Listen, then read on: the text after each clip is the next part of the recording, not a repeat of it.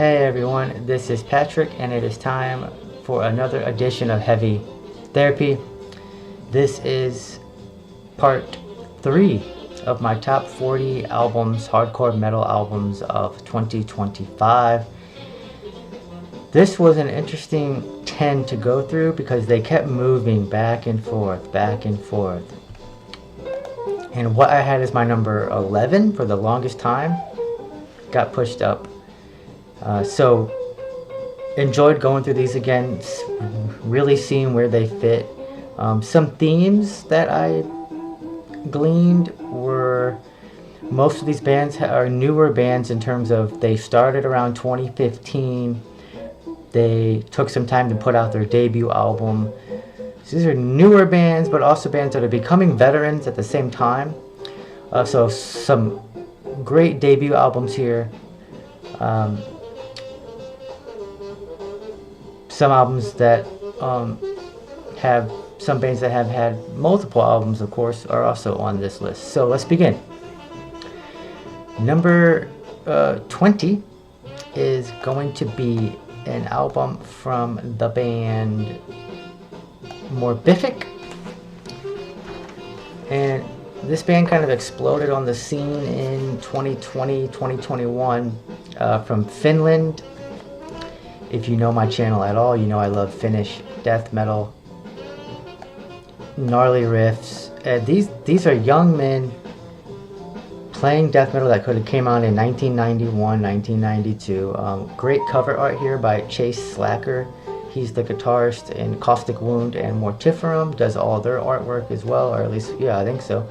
So, Morbific, for fans of Obituary, Cryptworm, Japanese death metal, Autopsy, Undergang, Heteropsy, you're gonna enjoy Morbific. So overall, I would say this has sort of a Morbid Angel meets Obituary meets the overall sound of something like a Dremolech or Demolic. It has the sort of stink and disgust of gore metal in terms of the themes and the guitar sounds, but this is firmly just old school Finnish death metal. They bring in slower, doomier passages without being death doom. Where does this rank in terms of their catalog? I'm not sure. All 3 LPs are very strong. I particularly like their second album, which seems to put me in the minority because people didn't really like the production choices on that one. And I think it just sounds extremely filthy, and it stands out because of that. They pack a lot of riffs into these songs, while always having 1 or 2 big anchor hooky riffs that really shine as well. The bass is thick and pops out, the transitions are great. Vocal approach, not too dissimilar from Ross from Immolation, and maybe a weird, not as like aggressive version of David Vincent. Little Carcass worship on here as well. Morbific bloom of the abnormal flesh. Cool shot of the guys there.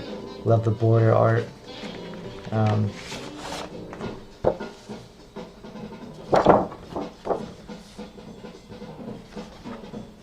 Yeah, just the album. I have the album here on black. Misaka Unoho Records they don't put out shitty albums, they don't put out shitty bands, and Morbific, great band.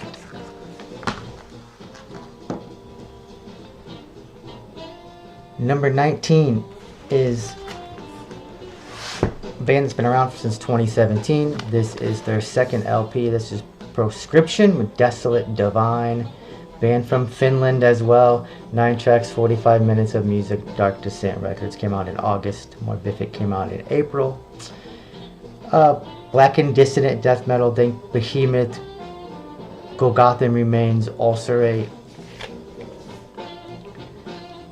I did see a couple of opinions going around that they didn't like this album more than their debut album, and I think I like this one better.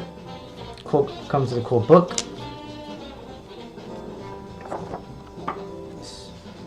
Artwork, lyrics, shots of the band. Love the black and white meets more colors on the other side type of layout. And yeah, I don't necessarily think a lot of these songs stand out, but listen together, great package. That they knew what they wanted to sound like, they delivered it. If you love dissonant death metal, you'll enjoy this. If you don't particularly love dissonant death metal, all these bands can start to sound quite similar. Number 19, Proscription, Desolate Divine.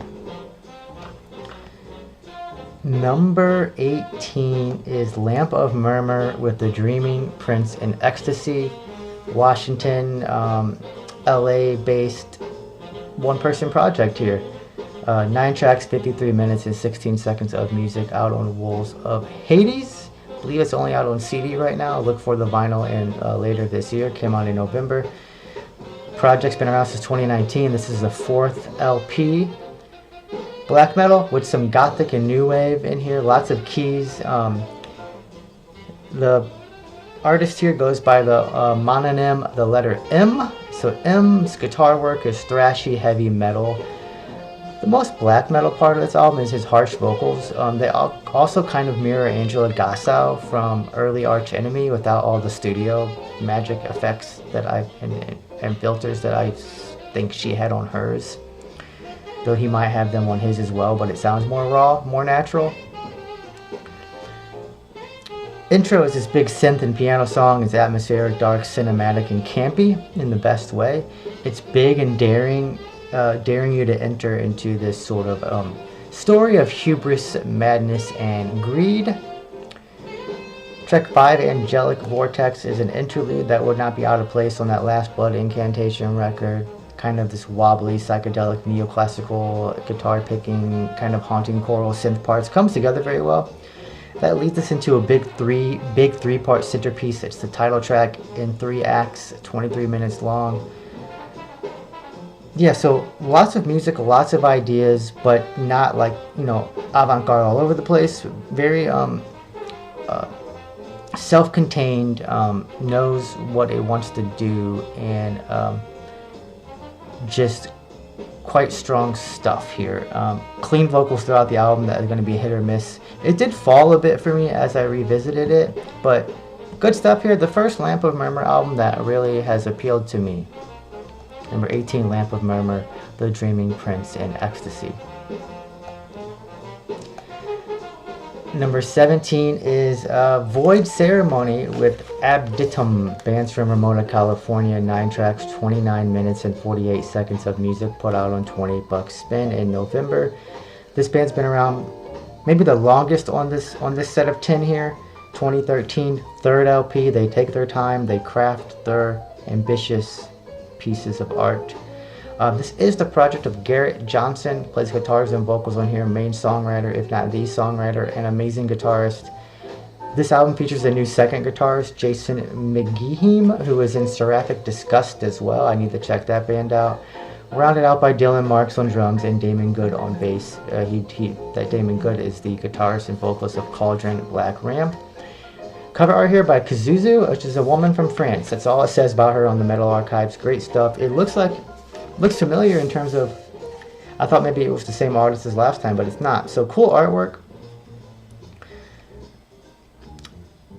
I will say that this album also fell for me. I had this at number 11 for a long time. It kept falling. And I think this band has lots of member changes, and that might be hurting the band overall.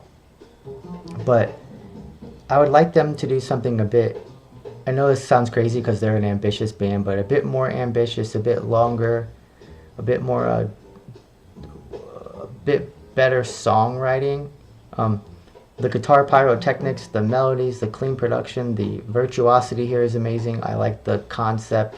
This is well done stuff. For fans of Slime Lord and Blood Incantation, Garrett Johnson, by the way, in a couple of Decibel magazine issues ago, kind of took shots at Blood Incantation, basically saying that they sold out. And it's funny because this band sounds a lot like Blood Incantation.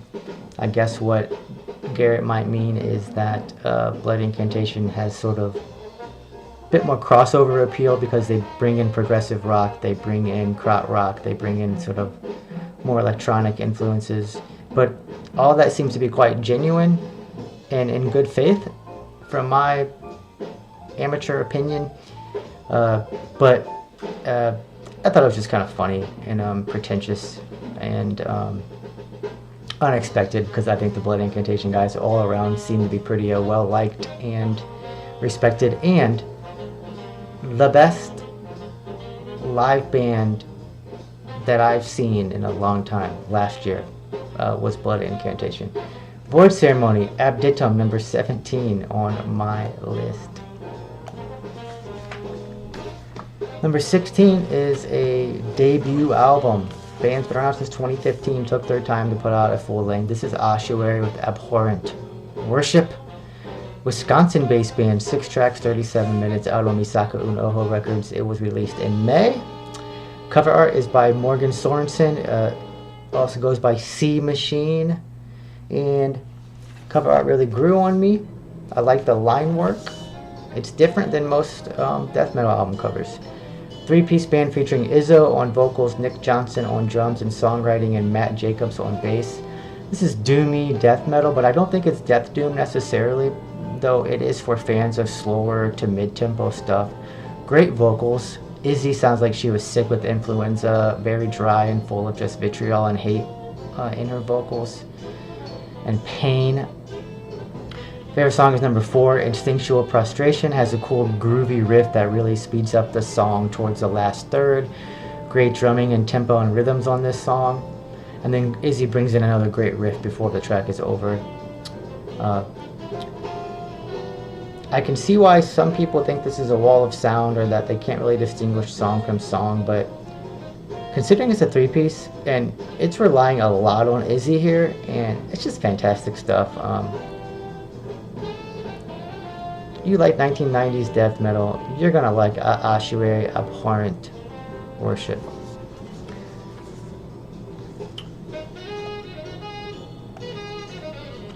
Number 15, we have Occulst with Antagnosis.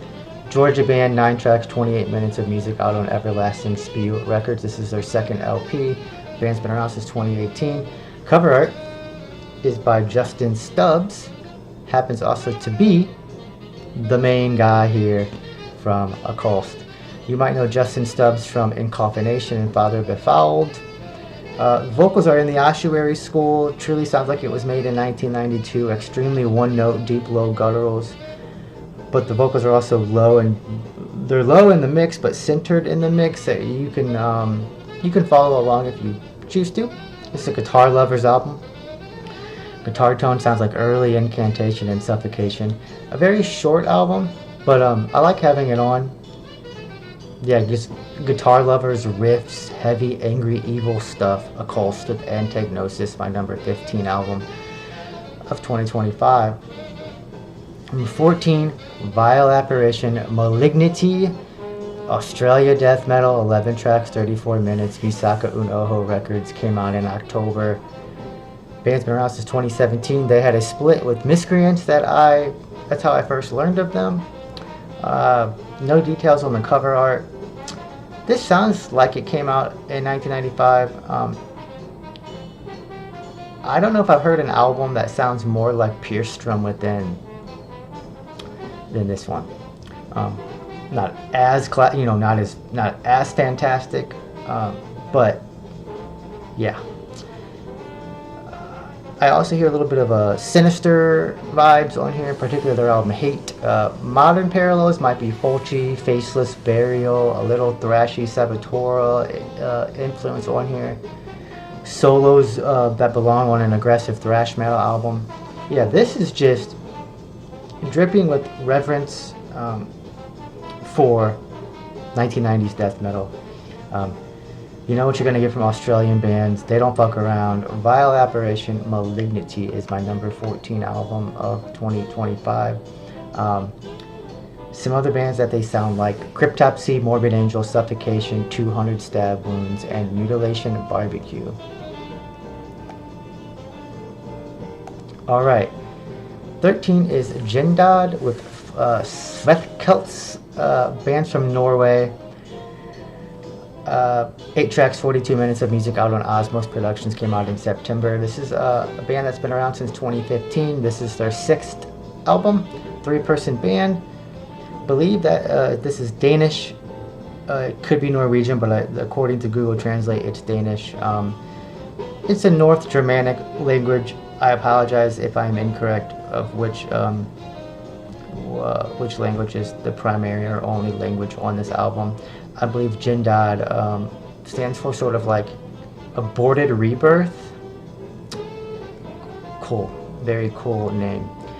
Great sounding rawish black metal album with great audible, prominent in the mix bass. The sound stage here were all very well mixed and mastered album. This last song has a killer, slower, melodic solo. This is a melancholic, nature-evoking album here.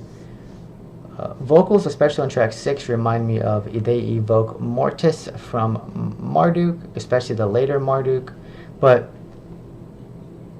yeah, clear sounding, bass-driven rhythm section here. Love this album, Jindad. This is their 6th album. I'm not going to try to pronounce it again. My number 13 album of 2025. Let me go flip the record and then also tell you what we've been listening to.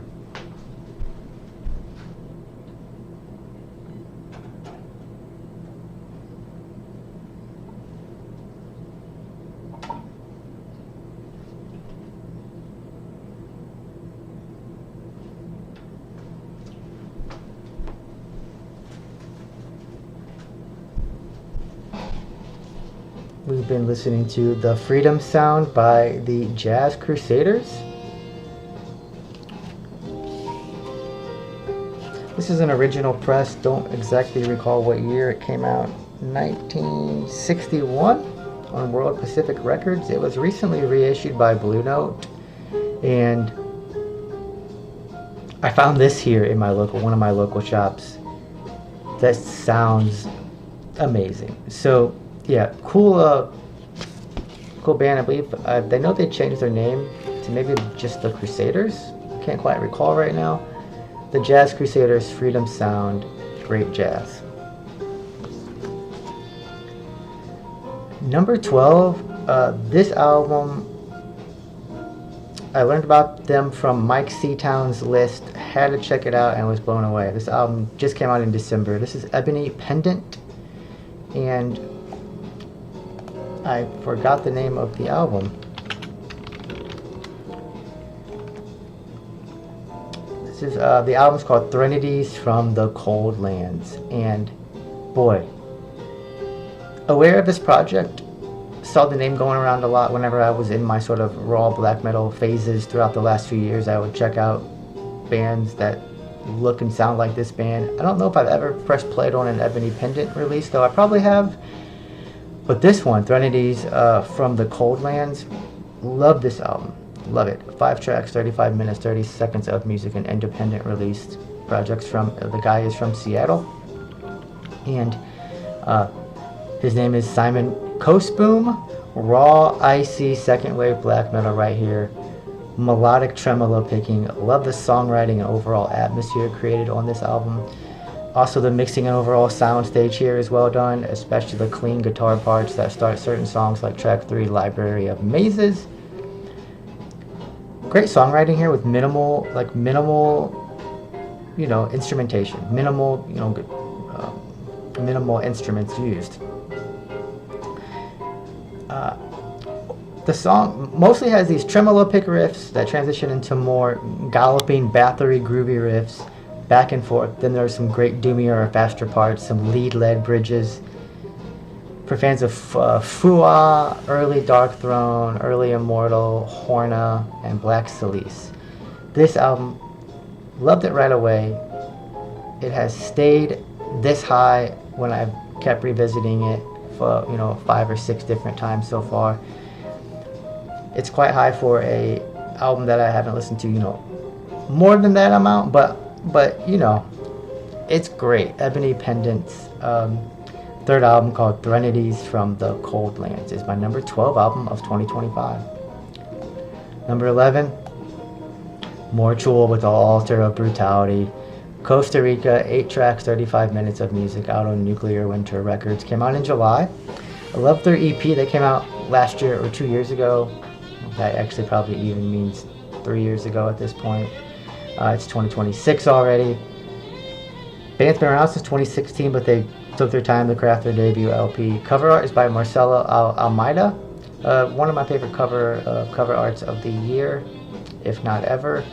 Band is Justin Corpse on guitars and vocals, Master Killer on bass, and Chalo on drums.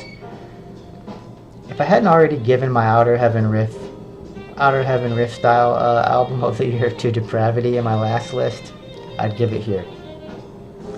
Riff style is amazing. Great twisting, evil sounding riffs. This is like Deicide meets Cannibal Corpse. They throw in solos and leads at all the right times, which is the bridges or like, a transition between a verse and another verse. This is just great stuff. Good at throwing in dynamic, slower, heavier, ringed out, doomier guitar parts as well. But this album is by no means a slow, doomier record overall. But those doomed out parts work extremely well here to add. They're not doomy in the like, oh, now here comes like a sad part. They're doomy in like, this shit is wretched, evil stuff. Mid-tempo to fast death metal that death grind fans should also be drawn to. You like that thrash album that I brought up earlier in the year from Sigen, you might check this out too. Sounds like early Immolation, like debut album Immolation stuff. Crushing, sick stuff here. For fans of Hate Eternal, Deicide, Monstrosity, Malevolent Creation, Brutality, Death, Christian, Incantation, Cryptopsy, and Outer Heaven. Mortual, Altar of Brutality, is my number 11 album of 2025. Thank you all for watching. Out of these albums, what are you familiar with? Do you like them? Do you dislike them? What are some of your favorite albums? Give me your list. Give me your top 50, top 40, top 10, top number 1. I like checking out the comments and interacting. I try to always interact. So yeah, coming up soon will be my final, my top 10. And thank you all for watching. Remember to stay heavy. Bye.